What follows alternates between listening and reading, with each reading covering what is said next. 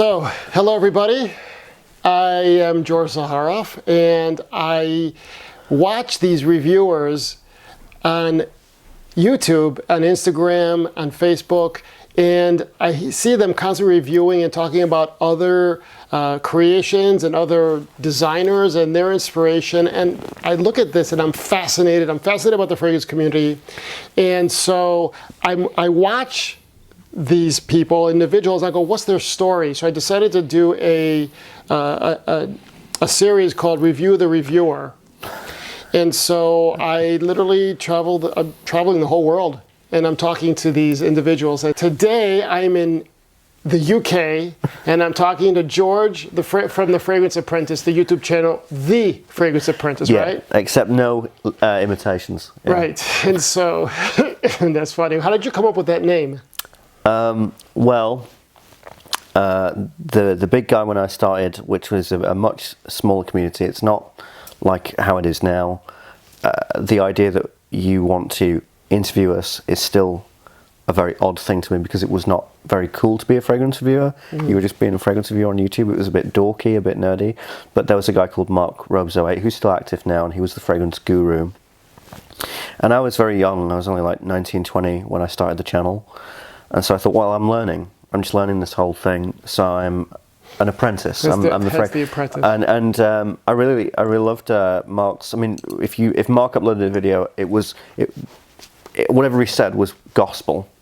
So it was a very big deal. So I was like, right, well, I am the fragrance apprentice to all of these other guys. And one of the things that you also learn is you never stop learning. And now with fragrance reviewing and fragrance influencing, or whatever the term is, that really never stops. You are constantly learning and finding out new information, because so that's me. You know, they talk about influencers, and there's some people that don't like the term influencer, but that's the term that the marketing, that's the term that when marketers or these companies are in their boardrooms talking, that's the term given. And there's micro-influencers, macro-influencers, and so you came from being a micro-influencer, and you just had 10,000 congratulations on your subscriber count. So, but this isn't about your channel, it's about you. No. Okay. Right? So let's go back to the beginning, when you were a little baby. Were you born here? I was born in Scotland. You were born in Scotland? Yeah.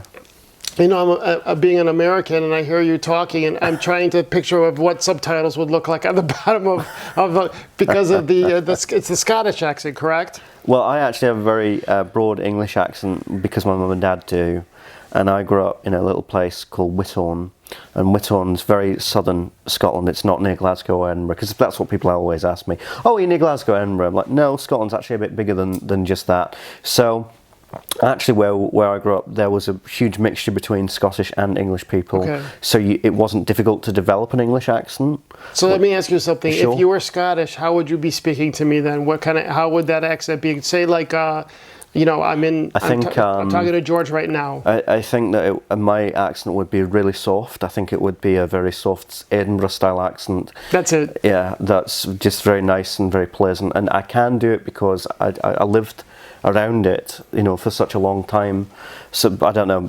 Maybe some people might say that's a bit rubbish, but I do feel as I can just slip into it if I need to, especially if you're in Glasgow, because they don't like this sort of accent in Glasgow. So there's a different accent in Glasgow, Scottish accent in Glasgow than it is outside. You wouldn't be able to. You would need me to translate for you. So there's the gentleman that played James Bond. Is he from Glasgow? Sean Connery, yeah. Is he from Glasgow? He's from near there, yeah. Okay, because he speaks that way, right? Yeah, very harsh, yeah. Yes, very masculine. It's a very, you know, for me, I look at that. It's a very masculine, very, you know, let's go beat each other up. And have dinner together. So okay, how many kids in your family?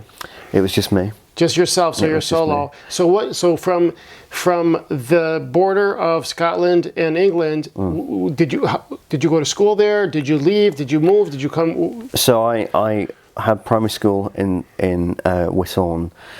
And is it Whithorn? Well, Whit. So it's Whitehorn, basically. Whitehorn, but it's Whithorn. Okay, look at that. I know, and so it was a very, very idyllic, perfect childhood, Like beautiful there, it too.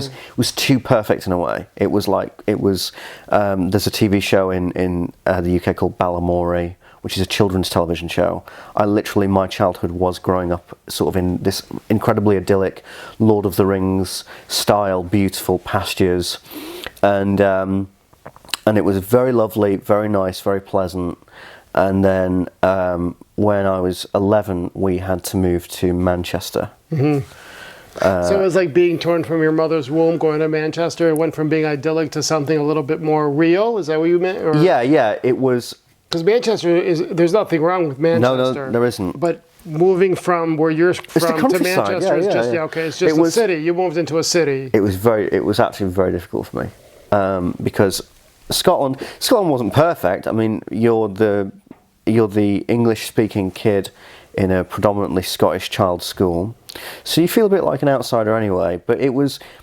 And then you moved to Manchester. But then I moved to Manchester. So you were the Scottish. Suddenly I was the Scottish kid growing up in England, and Manchester it's a very, very brutal, real place, and they have a very, very. There's no sort of. You and I are kind of dreamers, right? And we want to take over, and we want to do this, and we want to create our art and be visionaries and stuff like that. And Scotland had that. Manchester didn't have that. Manchester was you got to work hard, and you got to have your graft and all that kind of stuff. And so it was a lot more of a brutal place. Mm. And then I really felt like a bit of an outsider. So you moved 11 years old. 11 years old, to Manchester. Yeah. And so that's your boyhood into teenage years, and you stayed there for how long? I only properly moved away about last year. I actually moved back to Scotland for a period of time to sort of figure myself out.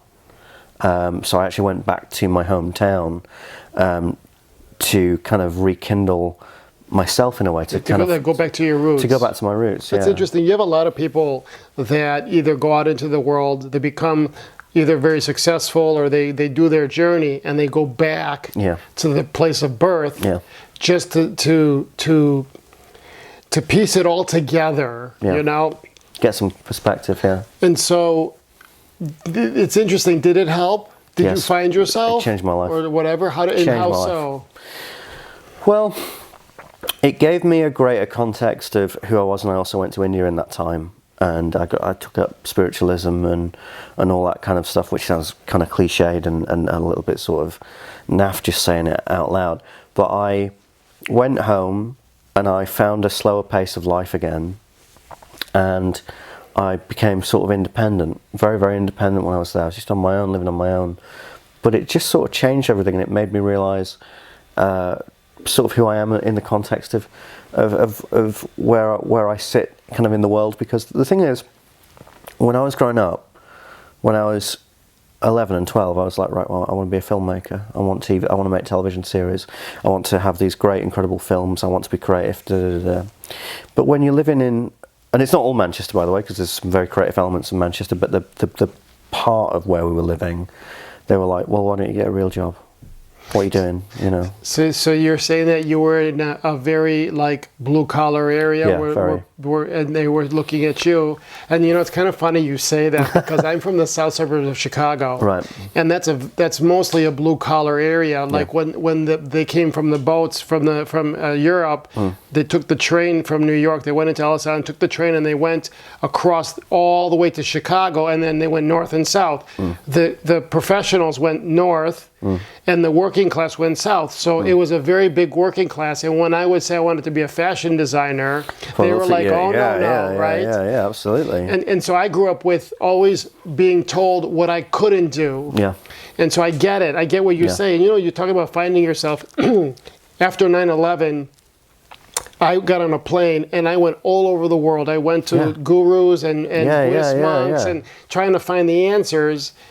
And only realizing that it's all within myself. It's all within yourself, it's wild. And was there a moment like that you had where it was like an aha moment where, you know what, I don't need to go elsewhere, it's all within myself? Yeah, well, it's so kind of funny telling this story, but it's because I when I moved to Scotland, and I moved there for nearly a year, I took a load of Eckhart Tolle books, took a load of Alan Watts books, I took a load of spiritual books and all that kind of stuff.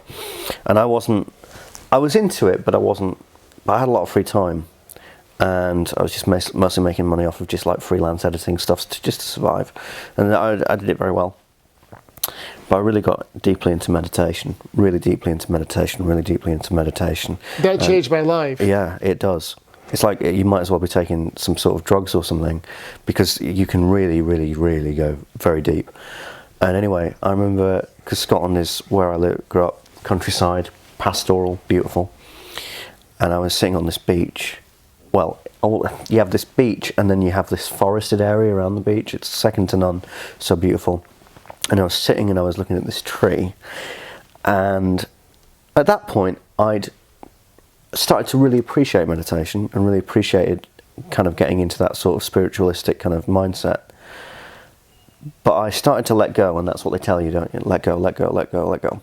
To the point where I almost had nothing left to let go. And then I was like, well, I guess the only thing I have left is my name. And I was like, let go of that. And I did. And suddenly I let go of me. Mm-hmm. And I was suddenly looking at this tree, and I realised that there was no real difference between me and the tree. And then suddenly this kind of momentum happened where I was like, hang on, if there's no difference between me and the tree, there's no difference between me and this beach, there's no difference between me and this country, there's no difference between me and this planet. There is no difference between me and the universe. That's right. We're the same. And I felt this overwhelming feeling of love, acceptance, nourishment. It changed my life. It was so insane, so beautiful, so powerful. I had to get up, I had to go to the pub, I had to have a pint. I had to come down from it. I think that's profound. I really do. I didn't know that, and you're sharing with me, and it's like I got goosebumps. Yeah. So let me ask you something, because I believe what you just said. Yeah. And I also believe you could be. It's all energy, and I'm here. I could be here, and the far corners of the universe, all at the same time. Yes.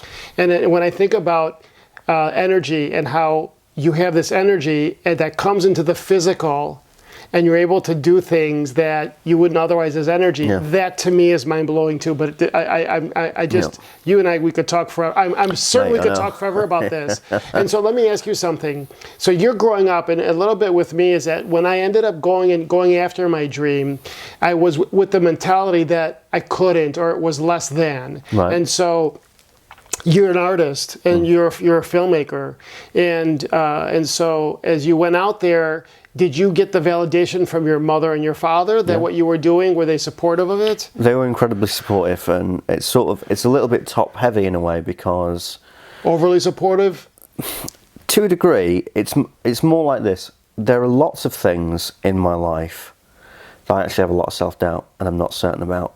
However, I completely have no fear when I'm making films. I have no fear. I know that I'm good at it. I know that I can make things that people like, and I can make things that people like, to the point where it's actually been like, how can I reproduce the confidence and the feelings that I have with filmmaking into other sections of my life? And I actually can find that quite difficult. I think that it was a perfect storm round about my formative years, round about when I was about 8 to about 14. I just felt I knew what I was doing. I look back at those films that I made when I was 12, 13. They're crap. They're terrible. But I thought that was making legitimately amazing stuff. But I sort of shielded myself from thinking sort of criticism or being overly critical, because the big thing was I wanted to do it. That's all I ever wanted to do. I wanted to create stories. I wanted to create videos. I wanted to create visuals. And you do it now. Thank you. Right? Yeah. So you're here. So you went to grammar school and high school, and did you go to the university? So I went to public school, and so I've always had like public educated. I never went to any private schools or anything like that. And then I went to. I shouldn't have done it, but I went to film school. You went to film school, and when you say you should have done it, why? It was bad, because it was in my mind, and in my experience, it was one of the biggest waste of times I'd ever had, and I actually found out that I was not alone in this. Well, you know, when you're saying this, Nick from my side, from the Zaharoff side, is going to be editing this, and he's going to hear your words, and he has told me the same exact thing. I've heard that everybody's almost said that, and I nearly left, but I had a really good social circle. I had some good friends there, so I almost just stayed. And not just that, but you can't get out of the tuition fees. So I was like, and that's what Nick said too. Yeah, exactly. So I was like, right, well, I might as well just stay in and write it out. But I didn't learn a lot, and if I'm honest, I think that a lot of the tutors there, they didn't really want me to be a filmmaker. They wanted me to be what they wanted me to be, and there was beating the teachers. Yeah, okay, and the whole professors? kind of establishment basically was, we want to create good, kind little filmmaking drones that will go out and make nice and lovely films in the British film industry. But with me, and there were two other people who actually had visions and wanted to have real original ideas, that they weren't interested. They wanted a very streamlined sort of production, not even really a filmmaker, more a sort of a production maker, as in they wanted somebody who... More of a worker bee? Now, it's good to have that ethic. Right. It's good to have that. And you can't be wild. You can go the other direction, where you're just being silly and you're being artistic for the purpose of... You've got to have a real work ethic. You've got to have a real discipline with filmmaking to make sure that it's good. Because if you just go wild, you're lost. So let me ask you something now. So watching this, because I know we're at a time situation, right? Yeah. And so, what is it that, first of all, meeting you, I find you completely charming. I find a kindred spirit. You have incredible energy. Thank you. And that artisticness, I sense like that's the kindred spirit. And now the spiritual part of it too, I find interesting. Yeah. What is it that you want, like, you know, when you look out and you're talking about other people's creations, what is it that you want people to know about you that they might not otherwise know? Man, it's a good question. So I'm at a party, and the name comes up, George comes up, and George the Fragrance Apprentice, and then I go, you know what, George, what is it that you would want someone to know about you? I think that there are some people who just think I'm a complete arsehole. Right. And why is that? Well, I've done some pretty nasty reviews. I've done some reviews where I've really sort of trashed a fragrance, and... But why do you do that? Because I'm not an influencer, I'm a critic. I'm afraid the point of being a reviewer to me is this is a very expensive hobby. Okay. Now, for me now, people are giving me free bottles. People are saying the loveliest things about me. You've said it yourself, which is very weird. People are saying, oh, I'm like some sort of celebrity or something like that, which I still find preposterous. But the thing is... But you want greatness for yourself, right? I do want greatness for myself. Okay. But when I'm in a position where I have 10, 11, 12,000 subscribers who are not celebrities, they're not fragrance celebrities, they're just regular people. They're regular people with regular jobs, and they don't have the money to buy all of these expensive fragrances. So yes, I will be harsh, and I will say honestly, don't get this. Don't buy this. It's not worth your time. It's not worth your money. If I don't feel as though it's a creatively true or a creatively real thing. There's a lot of fragrance houses that are out there that just make stuff that isn't very high quality. They don't really have that much in mind. They just want people's money. And I feel as though I actually have kind of a responsibility to people who they want the good fragrances, they want the solid fragrances, but they can't spend all of this money. So what is your response? You say, like, when you knock a fragrance down, do the comments, do you follow? Because if you're increasing your subscriber count, obviously they're watching you for that reason too, right? And so, how do people react when you knock fragrances? I can't do it. It depends. It depends. I won't do it. But. No, I know, because you're a creator and you understand that. Now, the thing is that And that's with all art for me. It's all art. Like I was at a gallery and I was by myself. I was in San Francisco and I was watching this painting. And it was overpriced. Yeah. And so this person I'm watching, looking at it, this guy comes up to me and he goes, "So what do you think?" And I go, it's not my style, and I wonder what the artist was thinking when he created it. And he goes, "I was thinking this, this, this, and this." And I'm like, "Oh my God, thank God I didn't knock it," right? Because everything is created by something, right? And the act of creating is a miracle. And so it might not be for me, but someone took the time and the effort and the money to create something. And I'm not schooling you on anything. I'm just telling you how I see things, right? And I think that because I see really big things ahead for you, and so I really do. I feel Thank you. And big is relative, but I see you. And probably it's my wish for you because it's just the way I am. But my wish for you is to create what you want it to create, put it out into the world, have it appreciated. And I think that having someone, the amount of dreams and everything that you have inside you, I don't know. I wish that for you. I wish that. So well, let me counter that with everything that I do and everything that you do. We have a purpose, we have a reality, and we have the best intentions. There are some people in this industry and in the film industry as well, and in every form of art, who don't have the same sort of genuine care and love. They just want to make some money, and they just want to. And that's a very real thing. You're absolutely right. Now, there's nothing wrong with making a bit of money. One of the biggest fragrances that I trashed, I won't talk about here, but it was a fragrance that wasn't really, there was no artistic intention behind it. There was, let's copy this popular fragrance so that we can get a bit of money. And so my thing is, I'm not here to lovingly and adoringly and romanticize every fragrance, because then I might as well not really be a reviewer. Because if I came on and I said, okay, everything's great, then I'm not really providing a reviewer service anymore. And I respect that. I'm more an advertiser. I respect that. I'm more a promoter. I'm more a salesman. And I was that when I was working in Harvey Nichols. I have been a salesman, but on YouTube, I don't want that disingenuousness. I want people to know that if there is a fragrance that I don't like, I'm just going to say it. And sometimes I'll have very strong feelings towards it, and I really won't like it, and I'll say it. Now, I'm not as intense as I used to be. I used to be kind of almost aggressive, borderline about it. I'm not like that anymore, but I will say to certain people about certain fragrances, look, you work hard, you've come to me for your opinion, and you want to know whether this is worth my money or not. And if it's not, I'm just going to say, mate, just don't. There are better options, there are better things. So I could imagine, and I've made some enemies. I've made some enemies with certain brands for that. And, well, maybe not necessarily enemies, that's maybe a strong word.